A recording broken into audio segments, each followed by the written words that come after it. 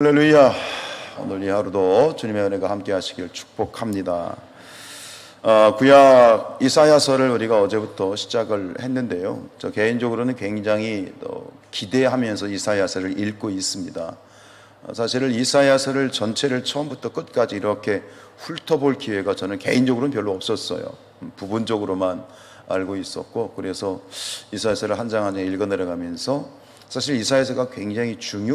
어제 말씀드렸던 것처럼 이사야서에 붙어있는 별명이 있다고 그랬죠. 뭐죠? 구약의 복음서예요. 우리에게 있어서 중요한 것, 우리의 신앙의 가치가 복음에 있잖아요. 그래서 이 이사야서가 66장으로 되어 있어서 성경 66권을 포함하고 있고, 이러면 결국 뭐냐면 성경 66권은 무엇을 말하고 있죠? 66권이 말하고 있는 것을 가리키는 것을 하나의 단어로 말하면 그게 뭘까요? 예수입니다. 예수. 뭐라고요? 그래서 마틴 루터, 종교개혁주의인 마틴 루터가 이런 말을 했어요. 빨래를 짜라, 빨래를 짜라. 요즘은 빨래 짤 일이 없지, 다 세탁기에 들어가니까. 빨래를 짜면 뭐가 나와? 요새는 빨래 안 해봐서 모르시겠어요? 빨래를 짜면 물이 나오죠? 그 다음에 이렇게 얘기했어요. 성경을 짜라. 뭐가 나온다? 피가 나온다. 빨래를 짜면 물이 나오듯이 성경을 쥐어 짜면 피가 나온다. 근데 그 피가 누구의 피예요? 예수의 피. 누차 얘기하지만 옛날 성경에는 여기에 빨간색으로 칠해져 있었어요. 지금은 금색으로 대부분 칠해져 있지. 이 빨간색이 굉장히 복음적인 거예요. 그게 바로 예수를 가리키는 거예요. 그러니까 복음이라는 건 뭐예요? 예수예요. 예수님이 복음이 있어요. 그래서 성경 자체가 얘기하는 것은 딱 하나예요. 예수 그리스도. 예수 그리스도 없는 성경은 그건 말이 안 되는 거잖아요. 그게 뭐예요? 복음이에요. 그런데 모든 66권이 다 결국은 예수님을 얘기하는 건데, 그 중에서도 특별히 이 이사야서가 정말 의미 있고 또 유의미한 이유는 뭐냐면, 결국 여기에서 아주 직접적으로 대놓고 예수 그리스도를 증거하고 있어요. 이사야서는 그래서 구약의 복음이지요. 구약을 조금 약간 좀 공부한다고 생각하고 말씀을 드리면, 구약 39권을 나누면 크게 5가지 종류로 나눌 수 있어요. 문학적으로 보면 뭐가 있냐면, 첫 번째로 율법서. 뭐죠? 모세오경, 창세기, 출애굽기, 레위기, 민수기, 신명기. 이게 율법서. 그러니까 총 5가지로 나눌 수 있는데, 첫 번째 율법서예요. 그게 바로 모세오경이고, 그 다음에 나오는 게 뭐죠? 역사서. 여호수아, 사사기, 룻기, 사무엘상하, 열왕기상하, 역대상하, 에스라, 느헤미야, 에스더까지. 이게 12권이에요. 이 12권이 뭐예요? 역사서. 그 다음에 나오는 게 뭐예요? 시편, 잠언, 욥기, 아가, 뭐죠? 전도서. 5권. 이게 뭐예요? 시가서. 자, 처음에는 율법서, 모세오경, 그 다음에 역사서, 그 다음에 뭐예요? 시가서 5권이에요. 이게 52로 되어 있어요. 그 다음에 나오는 게 뭐예요? 예언서, 선지서. 그래서 선지서가 모두 17권인데 17권 중에 앞에 5권은 대선지서. 이사야, 예레미야, 에스겔, 다니엘까지. 그 뒤에 호세아부터 마지막 말라기까지. 이게 순서대로 되어 있는 거예요. 호세아부터 마지막 말라기까지 무슨 선지서? 소선지서. 왜 소선지서일까요? 분량이 작잖아.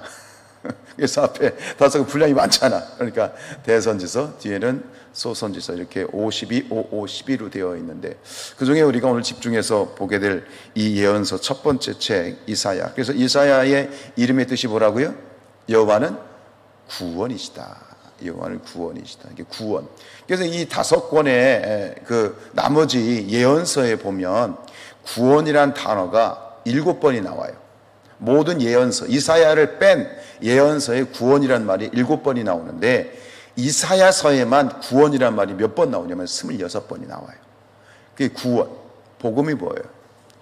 예수께서 우리에게 주신, 예수가 우리의 복음인 이유가 뭐예요? 예수 그리스도를 말미암아 우리가 무엇에 이르게 되는 거예요? 무엇을 받는 거예요? 구원이에요.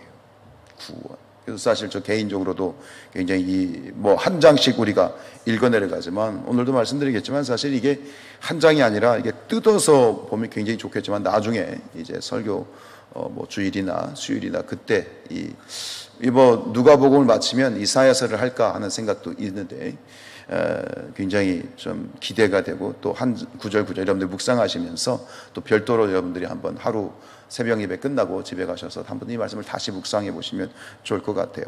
그래서 이 이사야서가 얘기하고 있는 그러한 내용 주제는 뭐냐면 결국 이스라엘 백성들이 하나님 말씀에 순종을 해야 되는데 뭐예요? 순종하지를 않아요. 그럼 하나님이 뭐가 임하는 거예요? 순종하지 않으면 뭐가 임해요? 하나님의 심판이 임하는 거예요.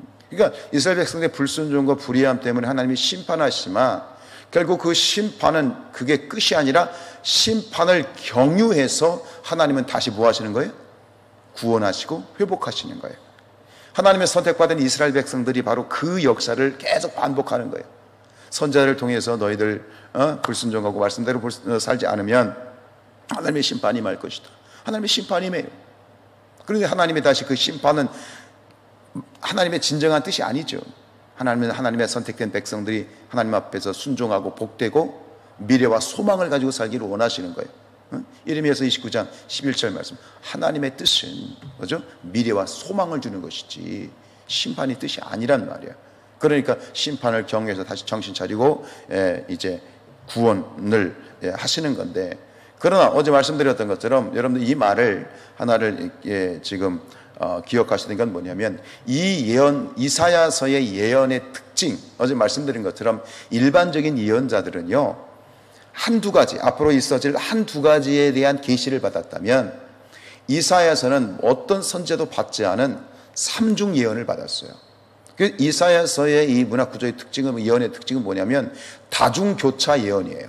다중교차, 따라합시다. 다중교차. 다중교차되었다. 다중교차 예언인데 그건 쉽게 얘기해서 뭐냐면 결론적으로 삼중 예언을 하고 있어요. 지금 여기서 오늘도 그런 얘기를 하지만 1절 5절에서 그런 얘기를 하지만 이 2절에 보면 말일에 여호와의 전의 산, 여호와의 전의 산이 뭐예요? 성전산, 하나님의 성전. 이 성전산이 이렇게 딱 우뚝 선 걸 보여주는데, 자, 앞에서 보면 산이 우뚝 솟은 선이 하나야. 앞에서 보면. 그냥 이렇게 우연히 보면 산 봉우리가 우뚝 서서 이렇게 하나가 보이는데, 그걸 측면에서 보면 산이 몇 개란 얘기야? 3개란 얘기야. 왜? 앞에 산이 있고, 그보다 조금 높은 봉우리가 있고, 그보다 더 높은 봉우리가 있어. 그러면 그냥 어렴풋이 딱 보면 봉우리가 몇 개야? 하나야. 하나의 이야기를 하는 것 같아. 근데 그것을 뜯어서 보면, 옆에서 딱 펼쳐서 쫙 보면 몇 가지? 3가지의 예언을 동시에 하고 있죠. 오늘 2절, 이게 여기서부터 그냥 계속 시작이 그런 이야기가 되는 거예요. 말씀드릴 것처럼 첫 번째는 뭐예요? 이스라엘의 유다의 멸망. 이거는 이제 북이스라엘 말고 남유다, 북이스라엘 진즉에 이제 멸망해요. BC 722년에. 그 다음에 BC 586년에 이제 유다도 마저 망하죠. 그래서 바벨론으로 다 잡혀가가지고 몇 년 동안? 70년 동안 포로 생활하다가 다시 돌아오죠. 그게 이제 마지막 40장부터 이제 66장까지 그 얘기를 하는 거예요, 이사야서가. 그건 앞으로 이사야 선지자가 예언을 하고 있는 시점에서 봤을 때 이후, 몇 년 후의 이야기? 150년 후의 이야기예요. 이게 첫 번째 조그만 봉우리예요. 그럼 두 번째 봉우리, 그보다 큰 봉우리는 뭘까요? 예수님의 초림과 부활, 승천이에요. 그 다음에 세 번째 가장 큰 봉우리는 뭐예요? 궁극적인, 가장 멀리 있고 가장 궁극적인 메시지의 봉우리는 어떤 얘기예요? 예수께서 재림하시고 이 땅 가운데 악한 것들을 모두 다 통치 가운데 심판하신 그 이야기가 바로 마지막 이것이 함께 포함이 돼서 같이 가요. 그러니까 이사야서를 볼 때 그걸 같이 보게 되면 정말 내용이 기가 막히게 흥미진진하게 넘어가게 되는 거예요. 그러나 결국 그 안에서 하나님이 원하시는 건 뭐냐? 종말론적인 구원. 궁극적으로 하나님의 이 종말론적인 구원이란 뭐예요? 일면에서는 구원이지만 구원의 뒷면은 뭐죠? 이건 동전의 양면과 똑같은 거예요. 우리는 구원이라고 얘기하지만, 그러나 믿는 자들에게는 구원이지만 동전의 뒷면은 뭐예요? 믿지 않는 자들에게는 심판인 거예요. 궁극적인 예수 그리스도의 재림과 심판, 그러나 우리에게는 그날이 무슨 날이고? 구원의 날이고, 하나님의 통치를 받지 않고 하나님을 거부하고 믿지 않는 자들에게 그날이 무슨 날이에요? 심판이 되고, 그 궁극적인 어떤 심판은 바로 예수 그리스도의 재림을 통해서 나타나고, 이제는 하나님의 거룩한 성 예루살렘, 새하늘과 새 땅이 임하는 그 날을 보여주고 있어요. 그러니까 이사야 선지자가 뭐예요? 무슨 서? 구약의 복음서가 되는 거예요. 여러분들 각자에게도 하나님 주시는 귀한 메시지가 있기를 축복합니다. 오늘 보세요. 당장 2장부터 나와요. 앞에서 이 1장도 어제 그냥 서론만 이야기했지만 1장도 2절부터 31절까지 그 얘기하는 거예요. 앞에서 이스라엘 백성들의 있던 이 배반, 그리고 하나님의 심판의 모습들이 쫙 기록되어져 있어요. 그러나 그 이후에 심판을 경유해서 이제 회복의 예언까지 나오고 있는데, 이제 2장, 3장, 4장에서는 앞에서 1장 2절에서 31절에 얘기했던 하나님의 심판과 심판을 경유한 하나님의 회복의 예언을 좀 더 구체적으로 보여주고 있는 것이 이제 2장, 3장, 4장 세 장이 되는데, 오늘 정확하게 나오죠. 12절에 보세요. 대저 만군의 12절 무슨 날? 여호와의 날이에요. 그래서 이 여호와의 날과 관련된 이 여호와의 날이 뒤에 보면 그날로 계속 나와요. 근데 이미 이것이 2절에서 나오죠. 2절 읽겠습니다. 언제? 말일에. 여호와의 날, 그날은 마지막 날, 말일, 마지막 날.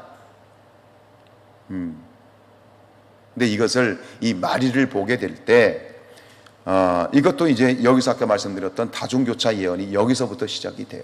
그럼 말일이 언제냐? 이거는 우리가 이제 종말론적인 예수 그리스도의 재림의 날로만 보는 게 아니라 여기는 세 가지의 뜻이 있어. 첫 번째는 아까 말씀드린 것처럼 언제? 이날에, 이 말일에 여호와의 전의 산, 즉 성전산, 성전이 있는 산, 이게 지금의 이스라엘 땅으로 말하면 어디예요? 성전이 어디에 있어요? 예루살렘. 그래서 그 예루살렘에 있는 성전이 있는 산을 무슨 산? 시온산. 자, 기억하세요. 예루살렘을 시온이라고 불러요. 시온산, 거기에 성전이 있는 성전산 이렇게 불러요. 뭐 시온, 이 말이에요.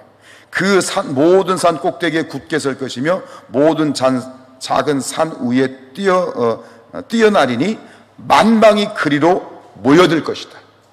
만방이 그 성전으로 모여들 것이다 라고 했을 때, 여기서 마침 첫 번째 이 말일은 언제냐? 볼 수 있는 세 가지 이 주장은 이거예요. 첫 번째, 이스라엘이 바벨론 포로로 갔다가 다시 회복된 날.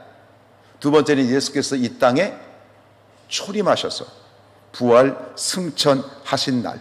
그래서 이 말일은 뭐냐? 예수님의 부활의 승천으로 가져오신 교회 시대를 말하는 거예요. 교회 시대.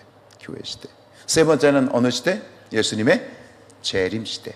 이게 다 포함이 되어 있는 거예요. 이 세 가지를 같이 보고 있는 것인데, 그래서 여러분, 여기 우리가 이 시대를 마지막 때라고 얘기합니다. 그죠? 말세의 지말이라고 얘기하는데, 두 번째 예수님의 그 날이 마지막 날 말일이 예수님의 초림으로 말미암아 이제 시작된 교회 시대라고 봤을 때, 결국은 마지막 이 말세, 그죠? 마지막 시대는 언제 시작된 거예요? 예수님의 초림으로 시작된 거예요. 이 우리가 쉬는 마지막 시대는 그 시작이 예수님의 이 땅에 오셨던 2000년 전에 시작이 됐고, 이 마지막 시대는 언제 끝나는 거예요? 예수님의 재림으로 끝나는 거예요.